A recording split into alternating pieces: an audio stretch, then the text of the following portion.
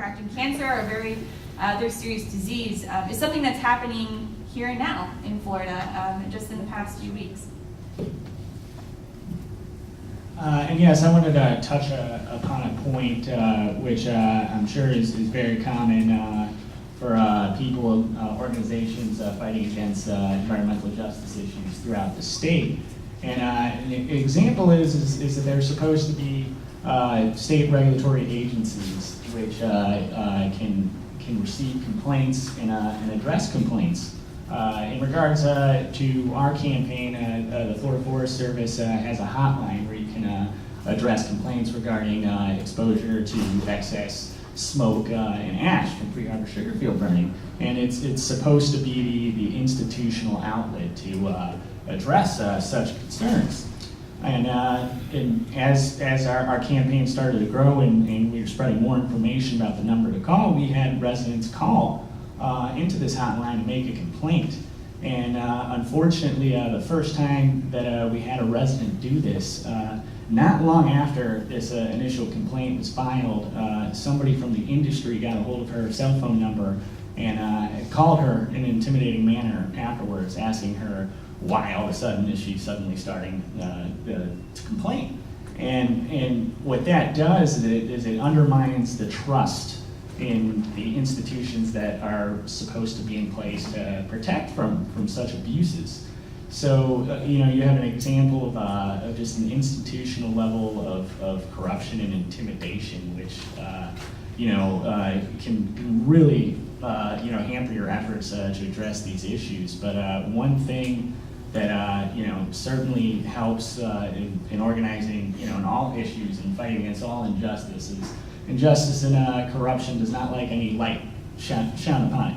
And, so in dealing with these issues and, being loud about it, we were eventually able to set up a meeting with the local Florida Forest Service agency, and they definitely changed their tone and, offered to do, a million things to make sure something like this doesn't happen again. But, when facing these issues, that's why, at least in our campaign, we're lucky to have bold, brave leaders like Keena Phillips, because not everybody in these communities can afford the risk to speak out against such things. So the people that can, serve as a vehicle and an instrument for the collective angst about these injustices to be filtered through. So it's very important when you come across such issues, be loud, shine that light on that corruption. So that's definitely another factor in dealing with these issues as well. Well, it seems to me that we are in crisis, right? That's what you guys are trying to say. Yes, and indeed we are. And speaking of this amount of the poison that perhaps will make an impact, we have John from our local beekeeping association.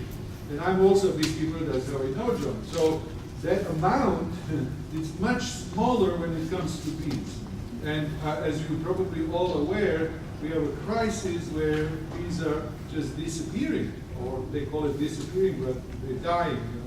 So you should be glad to know that John is working very hard to kind of help people put bees in their backyards and sort of fight back all these negative effects. But we see that smaller amount maybe not affecting people, but affects bees. I will go in the backyard, I have bee hive in my backyard, wake up in the morning, all bees are dead. And then tomorrow I'll find out that they were spraying around the coral springs. So I don't know why they're dead, I just know the whole entire hive, that doesn't really normally happen. So if that's happening to the bees, imagine what's happening to us. And I don't know, John maybe has a better idea of what's going on. But furthermore, we also have a member of a Green Party. We have people from the Republican Democrat Party. So I hope all of them actually are listening and hearing the stories that we're sharing with them. Sorry, my name is Robert Harris, and I'm from the Green Party. And I don't want that to become like just political. I want it to be more active. And so I do have a question because I'm from Orange County, and I'm also running for office, and I want to highlight environmental racism on my campaign. So I have a couple of questions with that.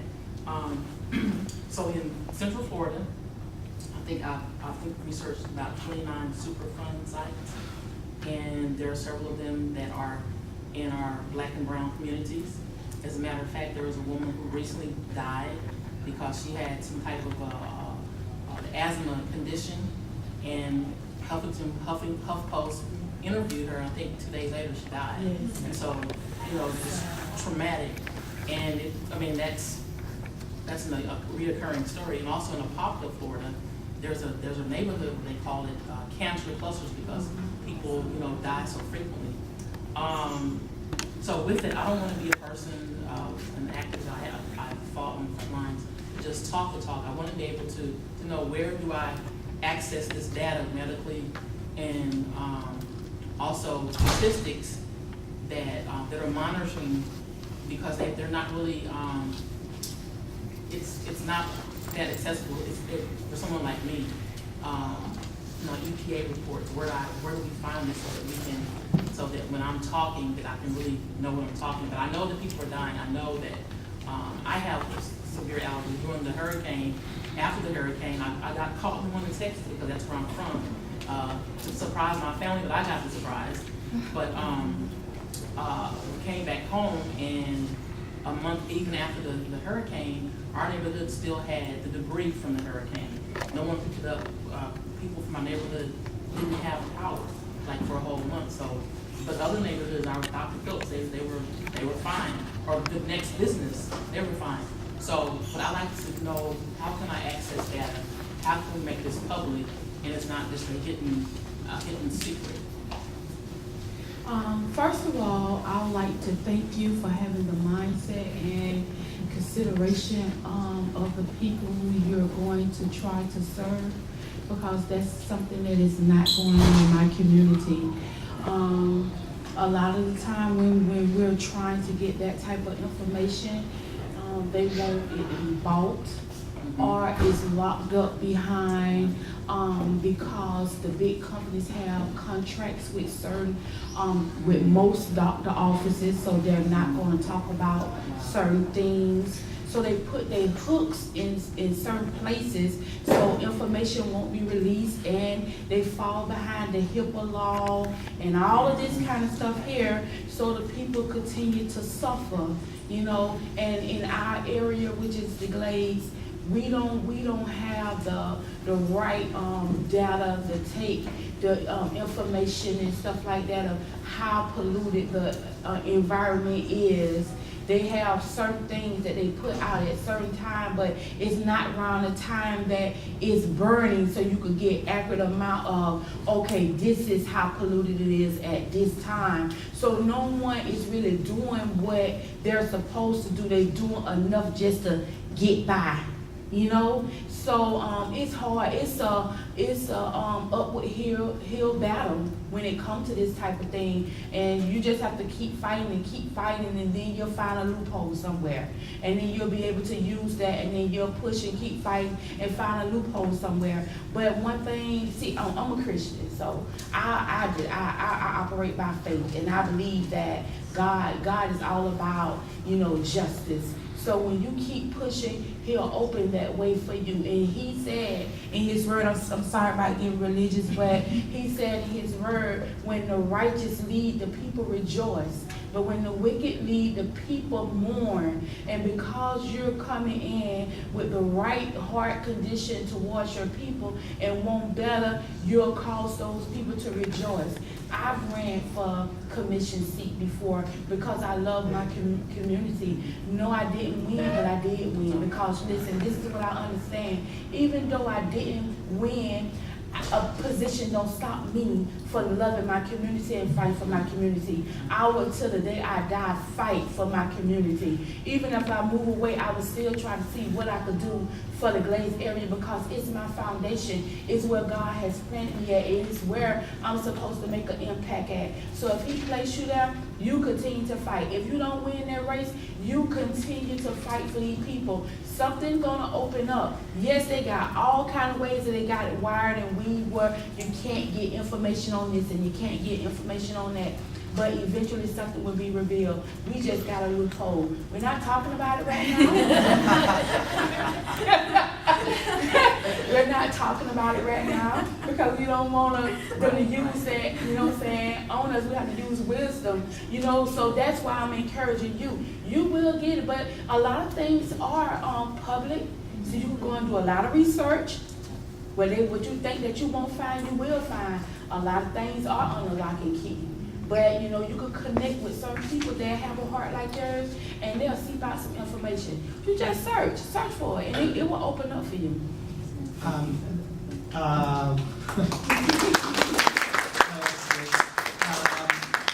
coming from, we have an office in Apopka, so I know exactly what you're talking about. In fact, I even have a map of Lake Apopka, because there's 2 super fun sites in this lake alone. So yes, it's definitely a big problem. And not long ago, I think 2 or 3 years ago, there was a conference in Orlando about environmental justice. Tyrone Hayes was there, and it's in YouTube. You can see that speech of Tyrone Hayes. This is a very good talk because he's a toxicologist, and he was hired by one company to do studies of the contamination of how toxic was a chemical they are using. And he made some discoveries saying, oh, this is very, very, very bad, you should not use it. And then the company fired him and even tried to sue him and not publish what he found. So that's something that is very problematic in terms of finding data about how toxic are these chemicals, because they are paying for these studies. So they are not going to release this kind of information to the general public. And the other problem that we have on that front is that there's a lot of studies, but sometimes they are in scientific journals. So it's very hard to understand what they say. There is not a good translational way in which we can try to give this information for the other people. But we have done some studies also. Like we have tested, for instance, the breast milk of women in the city and in rural areas. And although rural areas, they have a higher contaminants in the breast milk, even in the cities, they also have contaminants. And that talk about that the issue of pesticide, it's not just an issue that affects farm workers. It's going around. So it is a problem that affects us, everybody. So because I did research on this stuff, a lot of it, like you said, is publicly available. But you just need to know what to look for. Like if I were going to look for air quality, I would look for particulate matter 2.5 and particulate matter 10. So it's like technical stuff. You Google it and you'll find it, but it's knowing those words. So if anyone here is in Miami-Dade, we do host these workshops. They're called CLEAR. It's like a 12-week course, and we talk about different, we work on building leadership and advocacy skills around climate and environmental justice issues. So I can share more information about that. But the other thing I was going to mention is that even when it's hard to find data, particularly health data, which the state should have, but it depends on how granular. They'll give it to you by zip code. But I can also tell you what to look for asthma, what the exact word is to find. But there's something called citizen science, which folks are doing all over the country, particularly in environmental justice communities. There's ways that you can sample yourself, take air samples yourself on your phone or with some tools. You can maybe try to partner with a local university. That's something we're trying to do in Miami-Dade with FIU, actually. But there's ways that people in their own communities, those that are affected by fracking, like Pennsylvania, are actually taking their own data because it's so hard to get from the companies, and sometimes that's entrenched in the state as well. And then also in Flint, Michigan, one of the reasons why it was found out was because a woman, a housewife, was actually sampling her own water and sending it to I think a university in Virginia. So I would say look at universities, maybe not only locally, but nationally, and see that do something called citizen science. I would look that up and then see if they're willing to partner with you, write you on a grant, provide you guys with the material so that you can like do the testing yourself, and then they can probably also acquire the health data, or I mean, you guys can do that also with what you know, like door to door, like, you know what I mean? But yeah. Oh, I just wanted to make a comment that we're not paranoid up here when we're saying like the companies are funding research and they skew results, or there's sampling bias in the studies that are ongoing. That is very real. It's not like we're some sort of crazy panel up here that's like crying wolf. We're saying this and we're coming from all these different backgrounds. I see it in coral reef mitigation work that I work on. Even recently, this is a little bit tangential, but the Port of Miami was dredged, and to evaluate sedimentation impacts in the corals, they put out sediment blocks, but the sediment blocks, because of the latex paint they used, would not accumulate sediment.